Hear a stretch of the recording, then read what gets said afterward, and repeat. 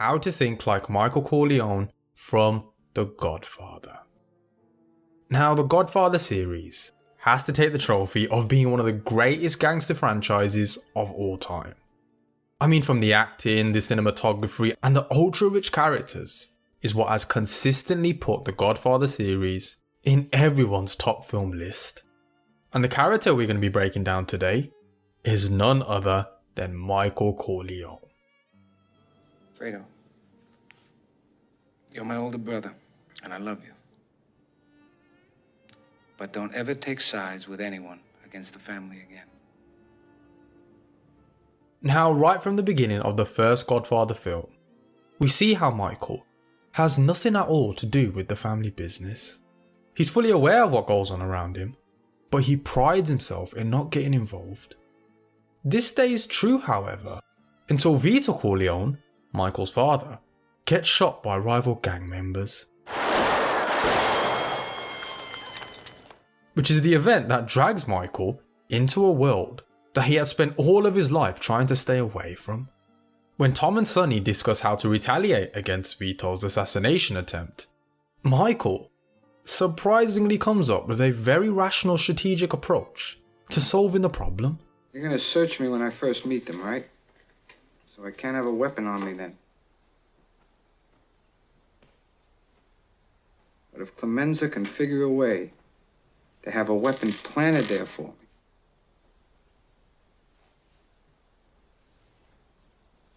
then I'll kill them both.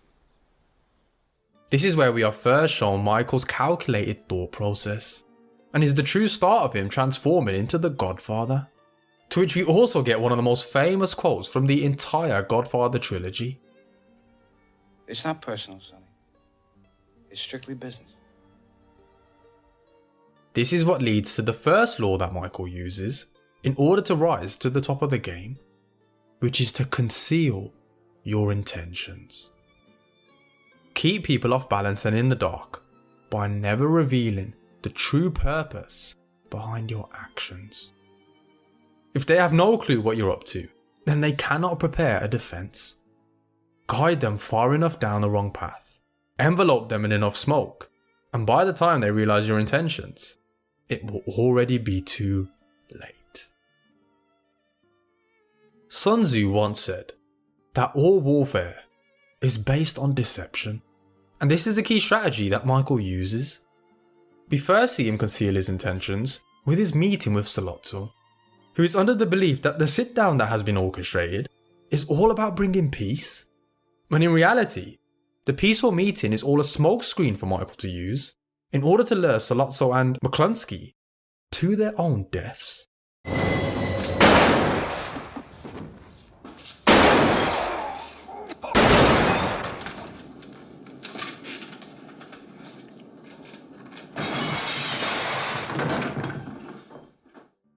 Another example of Michael using this law is to where he tries to find out who is the rat within his family by deceiving Hyman Roth in Godfather 2. Michael fully well knows that Hyman was the one that ordered the assassination attempt on his life. But if Michael went in guns blazing straight away, he knew he would never find out who the rat in the organisation was. But by concealing his intentions and playing a game with Hyman is what allowed Michael to smoke and find out who the rat was, that being his own brother Fredo. I know it was you, Fredo. You broke my heart. You broke my heart. This one attribute is what made Michael so powerful. The fact that it was so hard for his enemies to work out what his actual intentions were. His cool, calculated cunning is the polar opposite to his hot-headed brother Sonny. Sonny had a short temper and a quick mouth, which made him easily predictable and readable. I mean, take this scene right here, where the Corleone family is meeting to discuss potentially getting into the drug business with Salotto. Vito is old school and he plays hardball, but watch how the whole atmosphere changes once Sonny interjects. The Italians will guarantee it. Oh, are you telling me that the Italians guarantee our investment?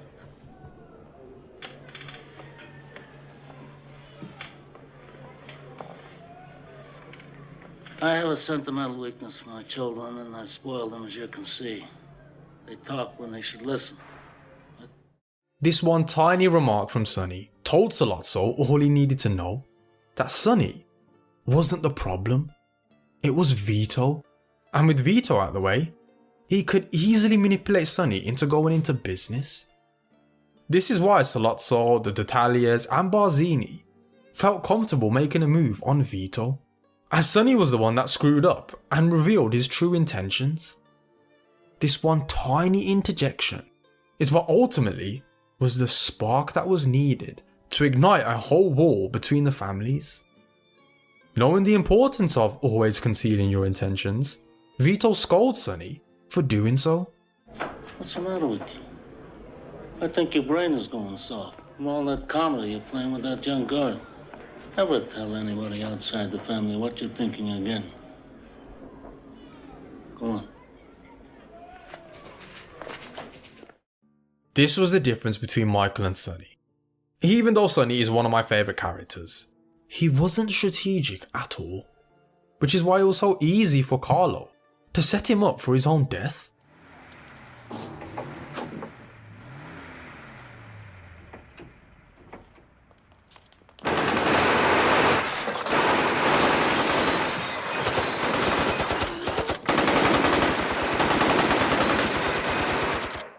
Michael knew that Carlo was potentially the one who set Sonny up, but for many years he kept it under wraps, bringing Carlo even closer to the family until he felt the right moment to confront him.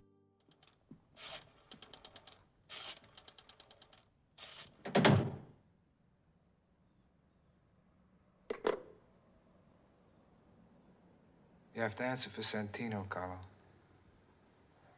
Even in this scene again, Michael still conceals his intentions by softening up Carlo and by promising if he admitted what he had done and who he did it with, that he would be safe. Don't be afraid, Carlo. Come on, you think I make my sister a widow? I'm godfather to your son, Carlo.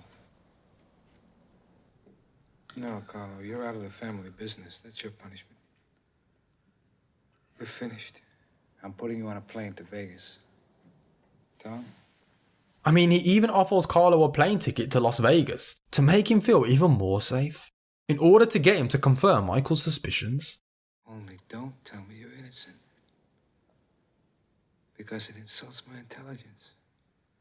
It makes me very angry. Now, who approached you? Tattaglia or Barzini?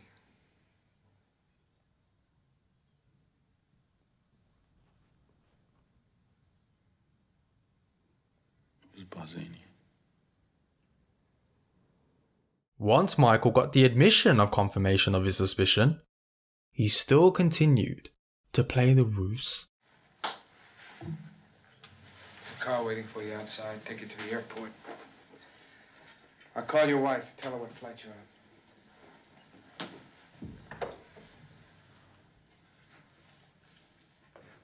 on. Now get out of my sight. Until the final moment where he gives the order to have Carlo killed.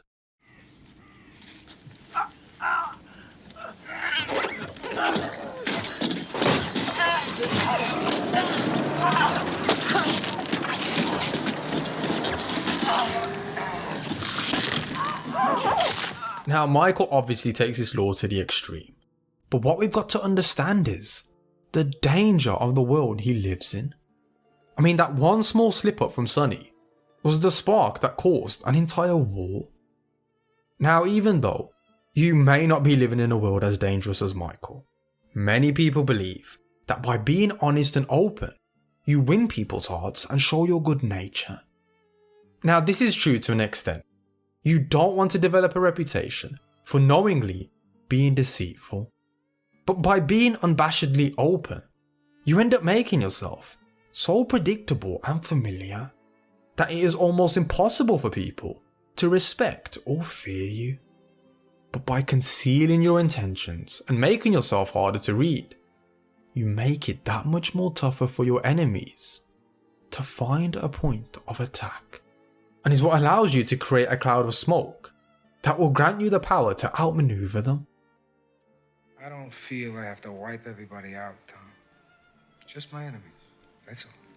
Now again, just to reiterate, you don't want to develop a reputation of being deceitful, but you want to always be mindful of what you say and who you say it to, which is what leads to the second law that Michael uses, which is to never put too much trust in friends. Learn how to use enemies. Be wary of friends. They will betray you more quickly, for they are easily aroused to envy. They also become spoiled and tyrannical. But hire a formal enemy, and he will be more loyal than a friend, because he has more to prove. In fact, you have more to fear from friends than your enemies, and if you have no enemies, find a way to make them. One of the reasons why The Godfather is such a great film is because it touches on some of the very harsh realities of life. One of the subjects being of betrayal. The fact that betrayal will rarely come from an enemy. It will more than likely come from the people closest around you. I mean, we see countless examples of this in the trilogy, but in my opinion, the most biggest and most heartbreaking example is the betrayal between Michael and Fredo, where after plotting a scheme to find out who Hyman Roth's rat was, Michael realizes that it was his own older brother that betrayed him. You broke my heart. You broke my heart. Now Michael was a strategic genius, and he understood the harshness of the world he was in. I mean, from his dad getting shot, Sonny getting killed, and even seeing his own wife killed through an act of betrayal that was meant for him. No! No, I belong!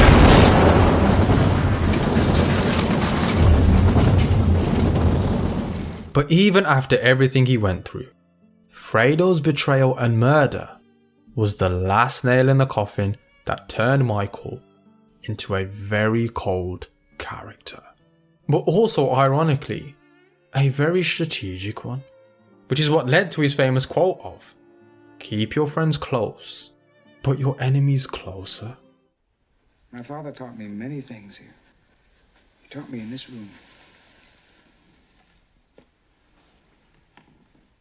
He taught me, keep your friends close, but your enemies closer. But I feel the thing that most people miss out about this quote is that in order to keep your enemy close, you must disguise yourself as a friend. Again, this is what links back to the first point I made about Michael, by concealing your intentions. I mean, watch the difference between how Frank Pentangeli acts in comparison to Michael when he tells him about the assassination attempt on his life. It was Hyman Roth that tried to have me killed. I know it was him. Jesus Christ, Mike. Jesus Christ. Now, look, let's get them all. Let's hit them all now while we got the muscle. Keep your friends close, but your enemies closer. Now, if Hyman Roth sees that I interceded in this thing in the Rosado brothers' favor, he's gonna think his relationship with me is still good. Agabit. Rabbi. That's what I want him to think. I want him completely relaxed and confident in our friendship. Then I'll be able to find out who the traitor in my family was. This is what is meant by using your enemies. Michael could have easily went to war with Hyman, but by doing that, he never would have found out who the rat was. But by concealing his intentions and keeping Hyman close, is what allowed him to smoke out the rat within his organisation. In this case, that friend being his own brother. Now, this is absolutely heartbreaking to Michael. I mean, who wouldn't be heartbroken? And this is one of the rare situations where we see him slip up. But when we see Michael and Fredo sit down, we start to see the reasoning as to why Fredo did what he did. We see how Fredo resents Michael for not being the one that was chosen to be the head of the family. He said there was something in it for me, on my own. I've always taken care of you, Fredo. Taking care of me? You're my kid brother, and you take care of me? Did you ever think about that? Huh? Did you ever once think about that? Send Fredo off to do this, send Fredo off to do that. Let Fredo take care of some Mickey Mouse nightclub somewhere. Send Fredo to pick somebody up at the airport. I'm your older brother, Mike, and I was stepped over. That's the way Pop wanted It it. ain't the way I wanted it. I can handle things. I'm smart. Not like everybody says. Like dumb, I'm smart, and I want respect. Now, I'm not going to dive in whether Fredo was wrong or not, as that can be an entire video on its own. But what we can see from this scene is that even though Michael has taken care of Fredo, financially and within the family, Fredo still resents him. And this highlights the exact point of how easy it is for people around you to envy and resent you, regardless of what you do for them. And that's why it's so important to not put too much trust in friends. Most people aren't honest or comfortable to tell their friends the truth. And because of this, it is very hard to do business with them, and it will limit your power. The simple way to get around this is to prioritize skill and competence over friendly feelings. This is the problem that Michael had with Fredo. Michael knew that Fredo didn't have what it took to be a true gangster, but he was bounded by blood and the mafia code to look after him. So even though Michael gave Fredo the title of underboss, just one position below him, it was mainly just for show, as in reality, Michael ensured that Fredo actually had very little power. This is what caused the resentment, but it was the best thing that Michael could do, given the circumstance. You're nothing to me now. You're not a brother. You're not a friend. I don't want to know you or what you do. I don't want to see you at the hotels. I don't want you near my house. When you see our mother, I want to know a day in advance so I won't be there. You understand?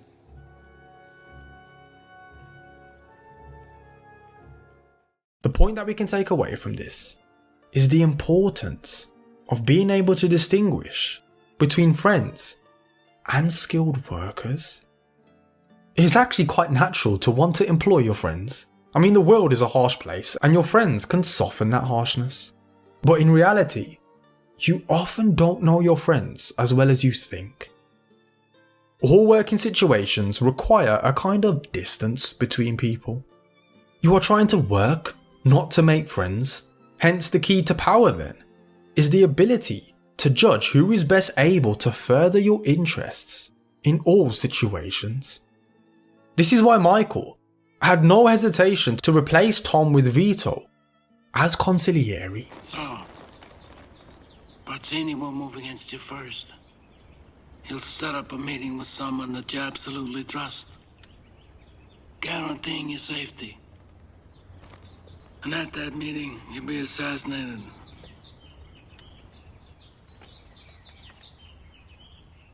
This is what exactly highlights the point. And like we see demonstrated, having enemies is not such a bad thing. It is actually very naive to think that you will never have any enemies or competition in your life. Without enemies, we grow lazy. Competition or an enemy at your heels is what sharpens your wits. It keeps you focused and alert and can help light a fire under your ass to get you going. Never let the presence of enemies upset or distress you. You are far better off with a declared opponent or two than not knowing where your real enemies lie. The man of power welcomes conflict, using enemies to enhance his reputation as a sure-footed fighter who can be relied upon in times of uncertainty. And that's how to think like Michael Corleone. By concealing your intentions, but ensuring you don't develop a reputation for deceit, and never putting too much trust in friends. And know how to use your enemies. And that's what is going to grant you more power in your life and in the world of business. So if you like this video, make sure you smash that like button and leave a comment below on what your thoughts and feelings are about Michael. Comment some of your favourite quotes, lessons and teachings from him, and let me know what character breakdown would you like to see next. And if you are new to the channel, welcome to the channel, and to all our loyal subscribers, we are glad you are here. We do some of the best character breakdowns on the whole of YouTube, and we aim to produce at least one high quality animated video per week. So make sure you subscribe so you don't miss out on any golden knowledge. I'll see you soon.